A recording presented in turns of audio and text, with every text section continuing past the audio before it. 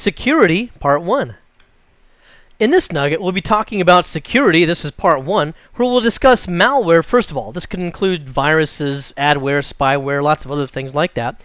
We'll take a look at some of the symptoms of various types of malware installed on a user's system as well, and we'll identify some other threats, which are not really viruses and the like, but might just be things such as spam. We'll look at how to prevent some of these types of threats and what you can do to remediate them if you do have a virus that's installed on a computer. And then also we'll conclude here with how to use parental control to some degree so that you can control what children are doing on the internet. Hey, have you ever noticed that as soon as your friends, family, and neighbors discover that you're a computer expert, so to speak, you suddenly become free technical support for the whole world at large? They're always calling you and asking you questions and wanting you to come over to just take a quick look at their computer. It won't take very long. Usually it takes all night. But just take a quick look at it and see what you can see. This happened to me a few years ago when my next-door neighbor was having a problem with her computer. She said, "Boy, it seems to take a long time even to start up." And I knew right away what was going on. She had a huge, I knew she was going to have some kind of malware infection of some type. Fact of the matter is, it's the worst one I've ever seen. She had no firewall at all. She was directly connected to her cable modem. She had no antivirus software. She did not have Windows Defender turned on. She did not apply any Windows updates because she didn't know what they were, so she just kept canceling them. This woman was entirely and completely unprotected. And in fact, I would be surprised if her identity did not get stolen or something like that in the process of all of this. You see, people just don't know how to really protect themselves. They know they probably should apply some antivirus software, but gee, they don't want to spend $40 for the antivirus software. So instead, they may spend thousands of dollars reclaiming their identity after it's been stolen. And the kinds of malware and things that we're talking about are one of the most frustrating and damaging things that someone can have happen on their computer. It can actually affect your entire life. So it's important for the A+ technician to know the various types of malware and how to prevent them from hurting your customers. Let's take a look. And as we look at these various types of malware, by the way, you'll see that there's several different names for them, but we just generally lump under the term malware, so this applies to all of these. Sometimes, in conversation at least, we'll also just refer to any one of these as a virus, but in reality, the A+ exam would want you to know that there's a distinction between all these different things. Now, in my opinion, I don't really care what they're called, I just want them all gone. Okay, but the A+ will distinguish these. Now, one of the first distinctives of a virus is that it is self-replicating. Just like a human cold can be replicated from one person to the next and pass that virus along, a virus can be replicated from one computer to the next. This can happen through a number of different methods. It might be, for example, a Trojan horse, which I would consider a type of virus, but this is a utility or an application of some type. Could also be a game that the user thinks is legitimate, so they install it on their computer. What they don't know, though, is that in that application, which may actually work, there's a payload that's malicious. There might be an additional program inside of that program which would have malicious intent, and this is the way that might work. Years ago, there was a little application that was a game called Whack-A-Mole, and that's where, you know, it's kind of like the arcade game where you'd have holes in a table, and up through these different holes would pop up some kind of a gopher or I think it was a gopher. That's supposed to be a gopher. Okay, there's this little eyes. I'll put ears on it. Anyway, so this gopher would pop up out of one of these holes, and you would have to hit it in the head with a mallet. Okay? Now, I know that sounds cruel and mean and stuff like that, but believe it or not, a lot of people get some entertainment out of that, as long as it's not a real mole, I guess. Anyway, so they would hit this in the head with the mallet. The thing is, there were some more versions of this that were fine and did not have a malicious payload, but somebody got a hold of the application, put a Trojan in there, and then it was a malicious program that was very similar to another application called Back Orifice. Yeah, I did not mispronounce that. It's called Back Orifice. That's hackers' utilities sometimes get named kind of crude things. Anyway, this utility would allow someone to remotely and over the internet completely control your computer. Okay, so they could open up your CD-ROM, they could move your mouse around, they could type on your keyboard, they could see everything you're doing. And so a lot of people were downloading and playing this game unknowingly. They were installing some kind of a Trojan on their computer. But they might not know that, so they would then take this application and they would say, hey, I'm going to use Outlook to send that to my best friend. Some friend, huh? Now this friend has got that same Trojan and they're playing the same game and underneath the same threat as the first person. Now this is somewhat similar to another threat that we have that's called a worm, but a worm would send itself through Outlook. Okay, this person decided manually to forward on this application. All right. Now, there's a lot of things in corporate networks right now that would prevent this from ever happening again. However, especially in home use, this is still definitely a possibility. So that would be a Trojan horse, masquerading as useful or productive software. In reality, it has a malicious payload. There's also a worm. Now, a worm is very often going to use email to propagate itself. So since it's self-propagating, this is also considered a virus. And as an example of a worm, years ago there was a virus called the Melissa virus, which was a worm. So this person sitting at this computer, they would receive an email that said, "Important message from Rodney." And they'd think to themselves, "Hey, I know a guy named Rodney. I think I'll open that." And sometimes, even if they don't know someone named Rodney, they'll say, I don't know who that is, but I'll open it anyway. So they will just open up this message, and very often, again, in that message is a payload of some type that would then install itself on this user's computer, and it would then take control of Outlook and send out the email, the copy of itself, to everybody in their address book. Okay. Now notice that it changed, though. Here it said, "Important message from Rodney." What's this? "Important message from Martha." This was a very devious type of a worm, because what this one does is it would change its subject or change its contents so that it was more difficult for antivirus software to be able to track down. Since it modified itself on every time it got sent, it would throw off the signatures. So antivirus makers had a little bit of a hard time getting this one under control at first. But again, what is this? What is a worm? It's something that you normally receive in email, and then once you open it, it takes control of your email program, and it sends it out to everybody else or many other people in your address book. Okay, so that's just another kind of a virus. It's known as a worm. And then moving on, let's talk about what spyware is. This is the one that I'm probably most concerned about, because viruses and Trojan horses and worms, they usually show some kind of a symptom. Or it might just be a practical joke. Sometimes they're somewhat harmless, they're just inconvenient. Other times they may ruin your operating system and prevent it from booting up. So usually there's a visible sign there, however unwelcome it may be. Spyware is just that. It's a kind of a surreptitious spy-like activity. Normally it kind of lurks in the background. It's normally going to be an application that's running that has no interface, so there's no window for it or anything like that. The user does not know it's running, but very often it will install a keystroke logger and or a screen capture utility. This will then be very much a threat to your privacy, as well as the risk of identity theft is certainly there. It can capture personal information like your login password, your banking information, all that sort of thing. And this is definitely a big, big problem here. There are a lot of identity theft rings out there on the internet that are sending spyware out through email that people are opening up that they think is harmless. And they may not see any installation routine. There's no next finish, but just by opening certain email attachments, these things will install themselves without the user's knowledge. It can also be embedded in a web page that's malicious. So if they click on this web page, and it will just install an application, which is spyware. So very, very much a threat.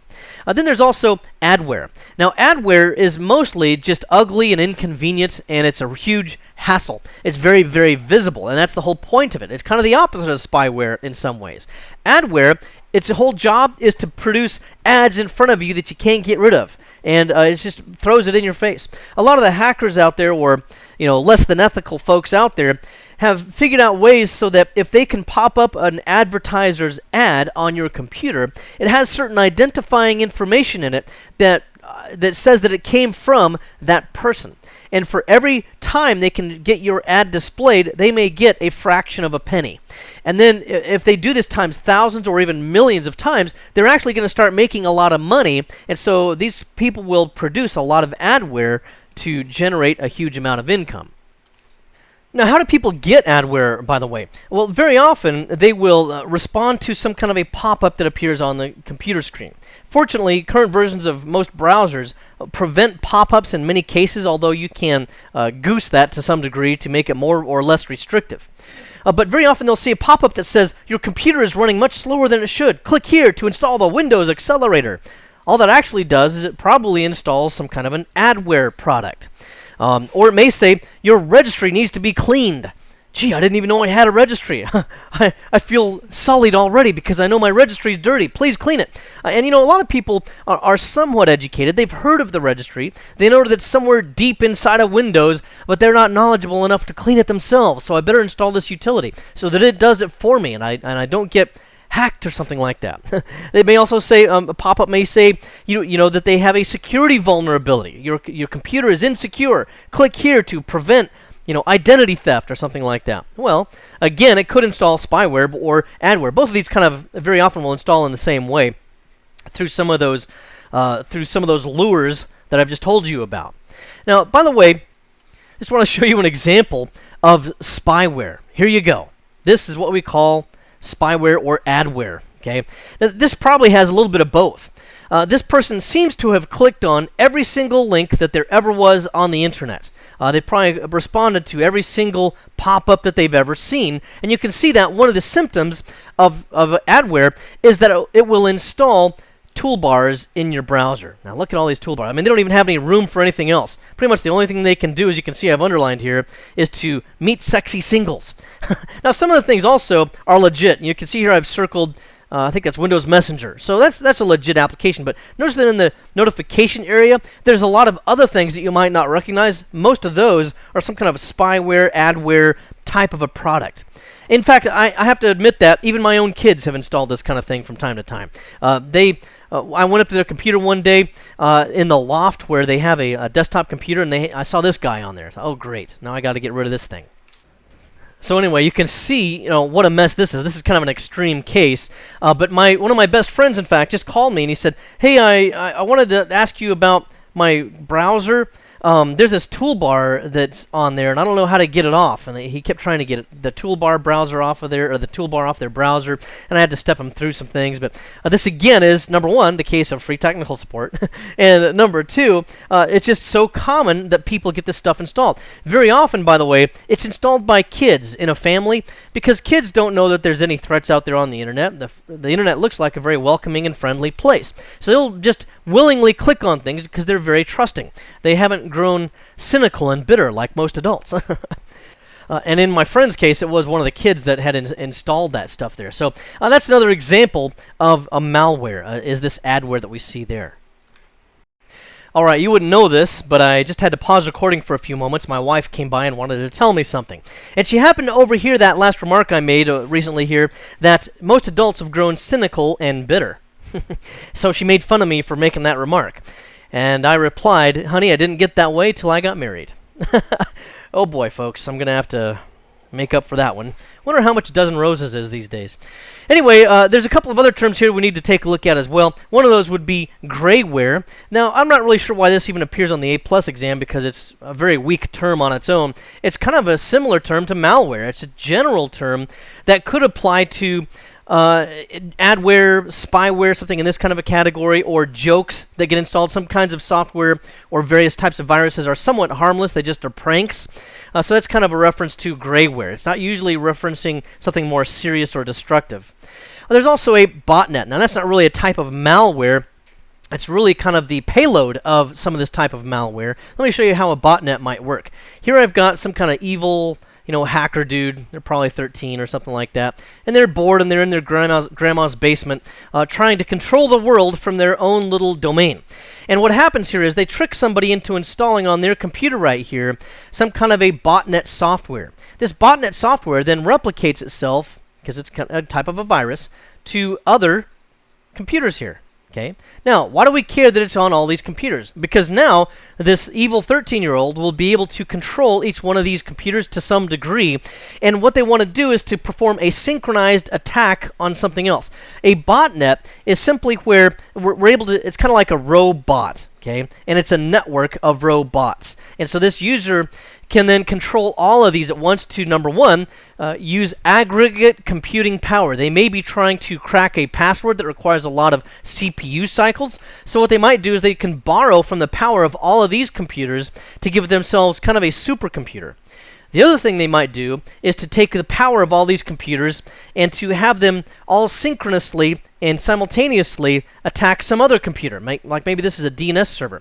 Maybe they're trying to just vandalize the internet so that they could take all of these computers and perform thousands of queries per second against this DNS server out there on the internet. Well, now this DNS server is so overwhelmed that it cannot perform all of its answers to all of these clients at once. So it becomes very, very sad, and it's not able to respond to legitimate user queries from someone here that simply wants to go to Microsoft.com. Well, the DNS server is so busy that it cannot respond, so it's been denied service. That's called a denial of service attack. Very often, botnets are used for that type of thing. Now, when you suspect someone's computer may be infected with some type of malware, there are a lot of different symptoms that can occur from that. Now, one of the symptoms I don't even really list here, it's just so obvious, and that would be the sudden destruction of their operating system. Pretty decent chance they have some type of a virus. Okay, but beyond that, most of the other visible symptoms will occur as a result of adware, and most of these relate to adware. For example, if their homepage suddenly gets changed without their permission. Now, most current Windows operating systems and browsers have things that are built into them to at least warn the user if someone's trying to change their homepage. But if someone has an older browser, older operating system, not well protected, very often it will change their homepage. In fact, again, a friend of mine just called me and he has had this happen where it changed the homepage. It may also change the search engine. So normally people may like to use Google. Well, it may change them to some search engine they never heard of. These search engines will very often only produce results that will take them to their advertisers where they get paid for their, fraction of a penny every time a user goes there. So it may change the search engine. It may also provide sudden redirects. They go to a web page that they want to go to, and they start reading the web page, and all of a sudden it flips them over to some other web page that has ads again on it that the advertiser gets paid for. Then also toolbars. We saw that in the example, the screenshot earlier, of all those chock full of toolbars that occurred in a browser's interface. Well, by putting those toolbars there and a user clicks on those, very often, again, it takes them to some kind of an ad. And very often they're very difficult to remove, by the way. Pop-ups that suddenly occur. Again, probably paying somebody for those pop-ups when it shows an advertisement for a specific vendor. Very often, and most of these, again, relate to adware types of products. Now, there's some other things here as well. Something that's more destructive, such as some kind of a virus, may prevent antivirus software from running. This is often the case with any kind of a virus or spyware. Spyware does not want to know that it exists on your computer. So it'll prevent antivirus software from running, stop the service, stop the executable. It may also block access to the antivirus vendor's website, so therefore it can stop any updates so that, again, it can prevent itself from being found out. Also, very often the drive light may be constantly on. Now, any current Windows operating system, any busy user, they're going to see the drive light flashing pretty much.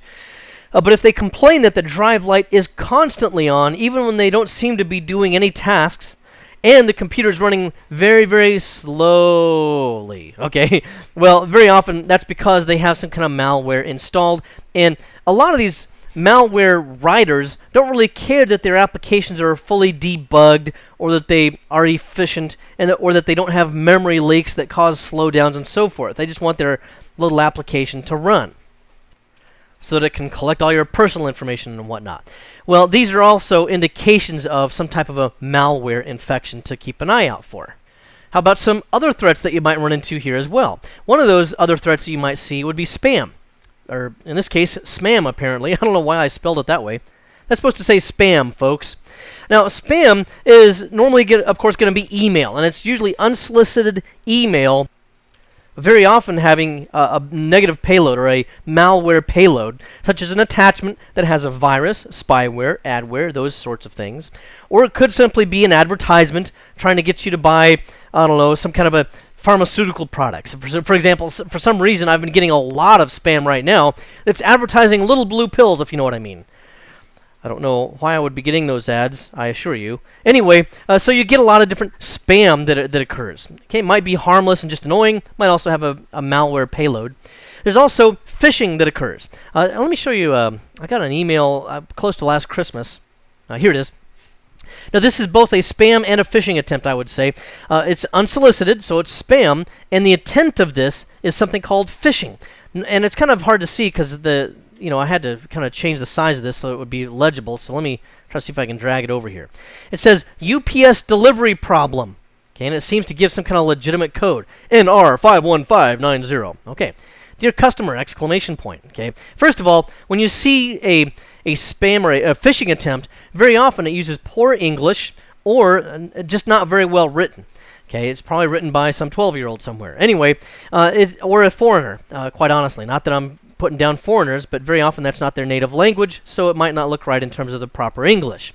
It says, we're not able to deliver the package sent on 24th of December. Oh, man, I got a Christmas present coming? Oh, man, because the recipient's question mark S, I don't know, so again, poor English, is not correct.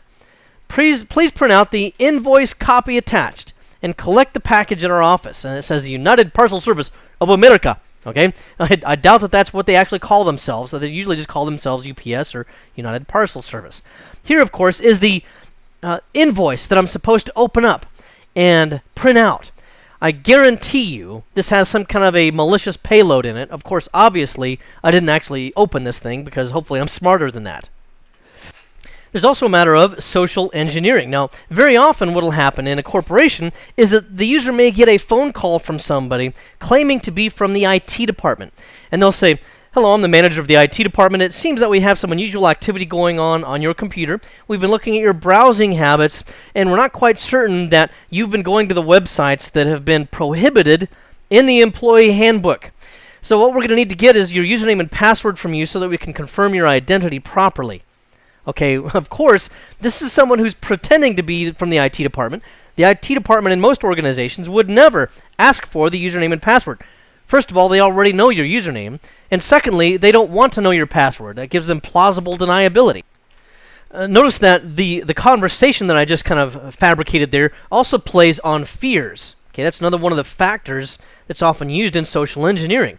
They'll say, oh, someone says I've been going to inappropriate websites. That's not me. I better give this person my username and password so that I can be ruled out as a suspect. And basically, by the way, social engineering plays on human factors, mostly of emotion, intimidation, fear. Another one is flattery.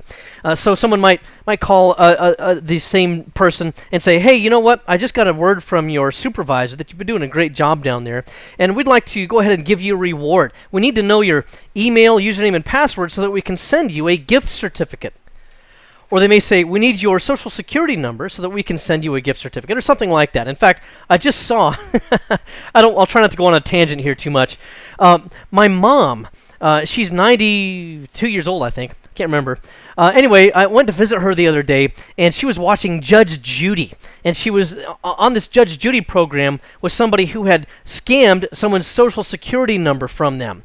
And they had pretended to get them under some other kind of auspices or pretense. But it's amazing how easy it is to actually get somebody's social security number just by talking fast or by flattering them or using some of these other methods. You could use fears with that one as well, saying that we suspect that somebody has been hacking into your banking account. We're going to have to get your social security number to confirm your identity, and then we can look into this properly. Okay, so another thing there. Also, sympathy. Someone might call up and say, hey, I work in the IT department. I just got started, and my boss told me that if I don't get this done today, I could get fired. So could you please send me your username and password because I forgot to install the most current version of your antivirus software, and if your computer gets hacked, I'm going to be in big trouble. So can you please help me with this? Okay, so there's a sympathy effect there. And most people don't want to be known as someone that's not nice, and they want to be known as compassionate and everything, so that they'd be more than willing to try to help out with that. Now, the specific factors here, you may not necessarily need to know all of these, but I would certainly say that authority and flattery are big ones that are used. This might be a good time to point out that I'm also a certified ethical hacker, well versed in the social engineering factors. These are not all the various factors that can be used, but they're some of the stronger ones. So certainly you want to know about these as additional threats in your environment.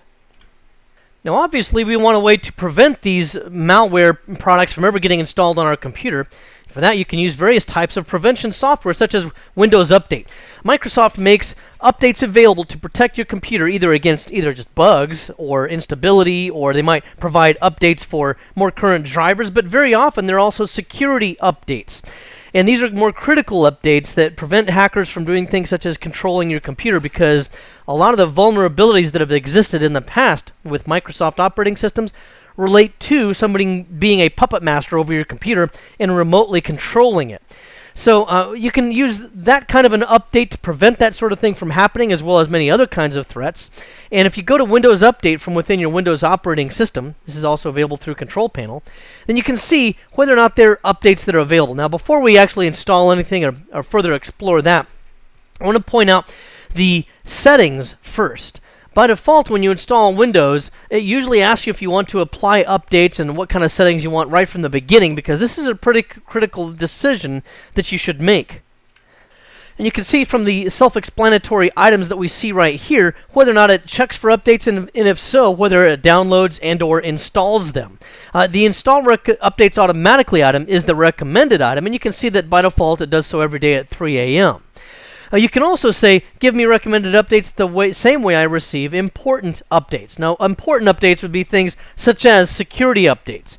Recommended updates would be things that are not quite as critical as security. However, they might be, just like it says, recommended updates that might improve the way Windows operates for you. There's also updates that apply to Microsoft products that you may have installed, such as Microsoft Office. You can also check those out. You can also identify who can install the updates. Normally it's going to be administrators only, but you could also allow all users to install updates. That's normally not a bad security item. It could be that a user logs onto the computer that's not an administrator, but there may be an important update that you want to allow them to install. You can also check for those other Microsoft products here as well, and you can see there's the ability to also show detailed notifications when an update is available. So all of these pretty well, I think, explain themselves, and then once you find out that there is an update that you want, you can install those updates. You can also check your update history if you want to see updates that have been done in the past. You can also check for updates for current updates as well. There's also Windows Defender. This is primarily used to prevent spyware and or adware from being installed on your computer. For example, a lot of the adware that I mentioned will put toolbars on your browser, change your home page, things of this nature.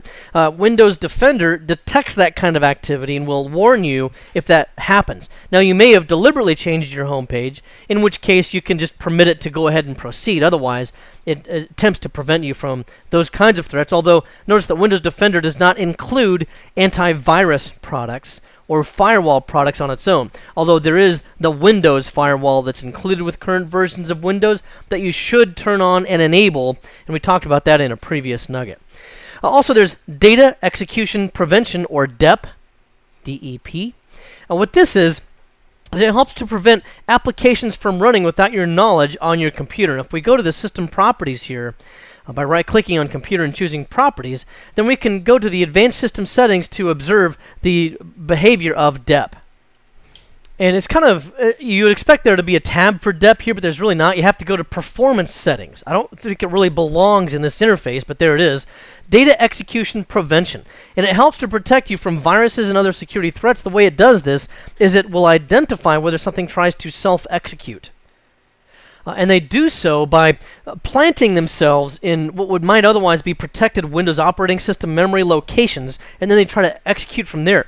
The reason why they do that, the reason why they plant themselves there, is because Windows trusts itself. And if something comes from a known Windows protected location in memory, then Windows may assume that it's safe to run.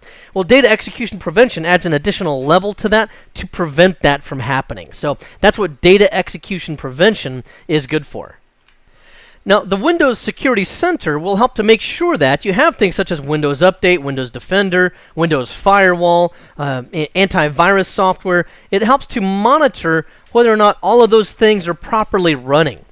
And that's important because, remember, some of the viruses will shut down your antivirus software. Hopefully, Windows Security Center would notify you of that problem and then provide a message. Usually, it's something that appears in the Notification Center. But if not, you can always go to the Security Center, and I'll click on it right here from within Control Panel, for example. And having gone to Security Center here, notice that it did not find any antivirus software. That's simply because this is a pretty bare install of Windows Vista for demonstration purposes. On production systems, obviously, I'm going to have antivirus software. Notice that the firewall is on, automatic updating is on. I also have Windows Defender actively protecting my computer, so that's fine. Do note that if I install an antivirus product, most of them will be able to then prevent this message from appearing anymore, identifying that I do actually have antivirus software installed. It may be that some vendors will not interoperate properly with this, so you may need to go in here and find a specific program and identify that you actually have one that's installed, or you can download one and buy one from this. And this will be a list of products that integrate well into the Security Center. So these are all just antivirus products that you could install that would be recognized by this. But as I was mentioning earlier, if it's not listed in there and it doesn't interoperate with this, you can look at other available options. You can say, I have an antivirus program that I'll monitor myself, so that would disable the detection of antivirus or the lack thereof. Or just don't monitor my antivirus software state at all, which would be a much more risky thing to do, because you would stop getting nag messages, but then you don't have any antivirus software either. Now, most antivirus software these days will include all of these things for you. A firewall that would replace, for example, Windows Firewall. The advantage of that is I could also centrally manage that from an administrator console of some type that normally comes with this as well for corporate environments. So if I wanted to open up a specific port number, I could do so using the management utility that an administrator would use to open up that firewall for all of my clients if I wanted to do that, for example. There's also anti-spyware normally included in this, so you don't have to have Windows Defender, although it's pretty much a good product on its own. Antivirus, of course, would be included in this. And antivirus normally also will include some kind of an email scan, so that if you accidentally download a email that has a malicious payload in it, then it should be able to detect that on the fly, and as soon as that malicious payload tries to execute, your antivirus software should detect that and prevent it from running. Normally, it will then also quarantine or delete that product. It just depends upon what you've configured it to do. I'm pretty aggressive, and anytime I see a threat, I will tell it to delete the threat. But it may be a virus that's embedded inside of a file that you actually need, and so in that case, it can either clean it and then release the files for use so that you can actually use the file, or it may quarantine it, especially if it's not able to immediately clean that file. That way you still have the actual data that you need, but it does not allow you to run or use that file until it's been properly cleaned up. Now, with your antivirus software, one of the first things you want to do is to install it before you access the internet. So like on a clean installation of Windows or on a brand new computer, make sure there's antivirus software installed before you even make that connection. And then the other thing you would want to do is, we talk about updates here, but you'll want to update it immediately. Okay, you normally need the internet to get the updates. But once it's installed, update it immediately so it gets any late-breaking threats. And then also want to make sure that you install the antivirus before you access any email. For example, some of the spam messages or emails that you might get that have malware in them, they may be able to install certain threats just by accessing the HTML that's built into some of those emails. So that alone could be a threat. Also, update your signature and definitions regularly. Okay, the signature relates more to the edition or the version of the antivirus software, and the definitions identify what current threats are. So you want to update those regularly. I'll actually like to do my updates every day, but you could do it, I guess, suppose once a week or something like that. But just make sure that it's done regularly, and you also want to do this automatically. Okay, there's very little reason not to do the updates automatically. That way, you don't happen to just forget about an update, and or your users might go months without ever updating their antivirus software. And therefore, that's not going to get any of the more recent threats. Then they could accidentally get a virus because they haven't updated properly their antivirus software. So this is a very big importance on the A+ exam objectives. Also, you want to scan on a regular basis as well. Most antivirus products will do a quick daily scan, which would just scan against the most obvious areas of threats, such as the boot record and things like this. Also memory. It'll scan your existing memory to see if there's any threats that are there. You'll also want to do a full scan. Some people do it every day, but you want to do it at least once a week. I usually do this on Sunday mornings when I'm usually not in the house. I'm usually out with my family. So I'll usually do it then because nobody's using computers then anyhow. Okay, but do it whenever it makes sense. You can also do it in the middle of the night, and that's the key thing there. For your daily and weekly scans, normally you want to do those off-peak because those are very disk-intensive scans, and it could affect the user experience and productivity if you do it during busy times. Also, there's a real-time protection that's in most antivirus products where it's running constantly, and it will detect anytime something that is in your antivirus definitions or that looks or smells like a virus, it will detect those in real time. So you want that to be running as well. Now let's take a look at what happens if you do get a virus. You need a remediation plan, and there's several things here that you can take a look at. One of those things to identify, first of all, is that most antivirus products will properly quarantine a detected threat. This could be a payload that's inside of a known good useful file that you want to keep.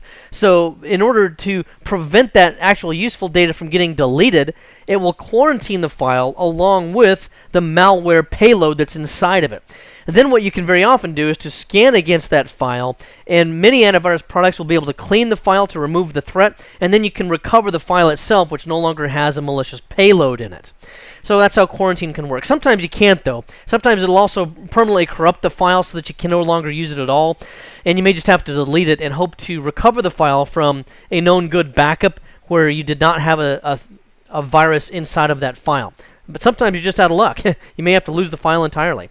Other things that might do, instead of quarantining, you can configure it so that it logs only, depending on the level of the threat, or so that it may also just delete the file entirely. I'm pretty aggressive. I usually just delete everything that has any kind of a threat in it, and if I just have to recreate a file, I might just have to do that. But you might not always have that luxury.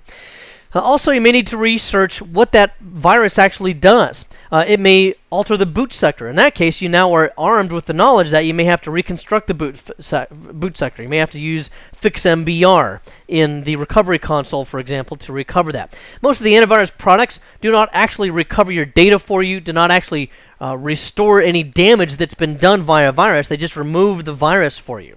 So that's why you need to research this to find out what other things you need to do to bring that computer back to a known working good solution. Usually with Norton's, if it detects a threat, it'll also identify that to me, and then it includes a link that I can click on, which takes me to their encyclopedia of viruses, and then I can see what damage takes place and also remediation solutions.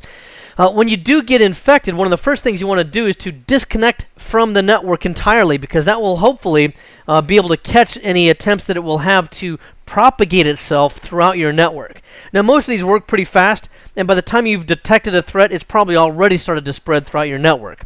But at least as a measure of prevention, do disconnect it from the network, and especially, of course, also from the internet at large. And then if the threat that you have also prevents antivirus updates, so your update is prevented, well, one thing you can do to try to get the more current antivirus updates is to boot to safe mode with networking, and then what that'll normally do is prevent that antivirus, or prevent the virus from operating, hopefully at least. And then you may be able to actually get your update from your vendor's website, and then it'll be able to scan against the threat and remove it while you're still in safe mode. The other alternative there would be, if you're still not able to get safe mode with networking for any number of reasons, you can download this to a different computer and then copy it to a thumb drive or something like this, or to a CD would probably be a better solution because you can't write to a CD, and then manually apply the update on the infected computer, then run your scan, remove the update, and then reboot normally.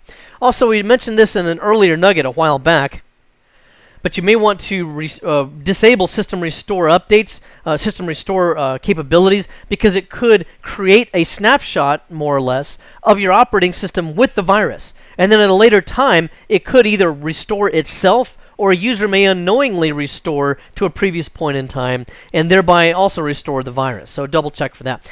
And then also, for boot block repair, I kind of mentioned that earlier just here, but if it does create a problem with your boot sector, you may need to use fixMBR or fixboot in order to recover the boot properties of your operating system. And then finally, let's address parental controls, which is useful for any kind of a non-corporate edition of Windows. So, for example, you wouldn't use this because it's not available on Windows Vista Business Edition, but it is available on Ultimate or Home Premium, for example. What this does is it allows us to assign time limits or a quota on your children's use. Okay, well, the assumption is that we apply this to children or teenagers. Although maybe you need to apply this to a spouse as well. I don't know. It also applies to time of day, so you might not want the child browsing the internet at 2 a.m. Okay, so you can apply that sort of thing. You can block inappropriate games or websites, and you can also produce a log so that you can view every so often what kind of activity your child has been performing on the internet, if you really want to know. Here we go to Control Panel to access this information, and then we would go to set up parental controls for any user. Notice also this does not apply to domain accounts. That's another reason why this does not apply to corporate editions. This is only for local accounts in a workgroup environment. And here I might want to assign certain restrictions on Joey. So I'm going to turn this on, and I can choose the Windows Vista web filter, and I can say what kinds of things I want this person to do. Block some websites or block all websites if I don't want them browsing the internet at all. Or I can also say only allow websites which are on the allow list. And then I can only let them go to, I don't know, Nickelodeon.com or Disney.com, whatever I want to do. And then you can also specify that I wanted a custom level of access, so I would not want them to access anything, such as pornography or bomb making, hate, whatever else it is that you feel is unacceptable for your child to be able to access. However, maybe when they get to be a teenager, maybe they're doing researches and so on, and they may need to be allowed to access some of these other types of things. But I'm not going to thoroughly explore all of these various options. I only want to point out here that you do have that available in addition to things like the time limits. So I only want them to, allow, or I'm going to block access between midnight and, on 9 a.m. or something like this. So you can do that sort of thing here as well. And so that gives you a good idea for the parental controls that are also available. And you probably will need to set this up for some of your home users. Now then finally, after you've fixed the user's computer that they managed to totally mess up, you need to be sure you educate the end user in order to not get into the same situation again. Now, the education there is really pretty obvious, and you probably will know what to tell them. Basically, do all the stuff that you just did for them, and use the same measures to prevent them from getting infected again, such as purchasing an AV suite. Sometimes people will just get the trial version that came with their computer, and after it expires, it may no longer update, and very often the trial versions as well, depending on the vendor, don't actually clean up the viruses. It may just notify the user that there is a virus, and periodically users just get tired of seeing the messages and cancel them. So make sure that they purchase an antivirus suite and install it, and they're relatively inexpensive now. I mean, a lot of times with things like mail-in rebates and the like, I've seen several vendors offer pretty much free, for $0 in the newspaper anyway, $0 antivirus products, good for a year. So you can't beat it. And even if you pay for it, it's well worth it. Now, you can also make sure that the user applies Windows updates and antivirus updates. You may be able to just configure this for them so they can you can kind of set it and forget it, and they don't accidentally get themselves in trouble. But if it's over the phone, for example, and you're not actually there, you may need to tell them how to apply Windows updates and how to make sure that they're automatically updated, as well as the antivirus. Also, be sure to tell them not to open unfamiliar email, because certainly there could be some kind of threat in there. Now, this is the A+ official answer. Tell the user not to open unfamiliar email. I don't know that you can really do that. If they're a business, then they're going to get emails from new people all the time that they're unfamiliar with. You kind of have to open some of them. But just make sure that you're well protected. For example, in Microsoft Outlook, it will not show you any of the HTML content and potentially download something that you shouldn't be downloading unless you add them to a trusted list. So that's one way to help prevent that, is just by using a good email program that helps to block that sort of thing. Plus, if they've purchased and installed a good AV suite, then they should be good as well with that. In this nugget, we took a look at security. This was part one, where we started off by looking at the various types of malware: adware, spyware, grayware, viruses, all those sorts of things, and some of the symptoms that you may also see, such as a lot of toolbars, redirected home pages, and the like. We looked at some of the other threats that could also occur, such as spam. Spam may have malware in it, but a lot of times it's just advertisements, which are very inconvenient. We looked also at prevention measures, such as installing an antivirus suite of some type using Windows Update, Windows Defender, things of this nature. And also remediation, how to remove a virus if one does get installed on the computer. We looked at parental controls as well, so that home users might know how to better monitor and see and control what their children are doing on the internet. Well, I hope this has been informative for you, and I'd like to thank you for viewing.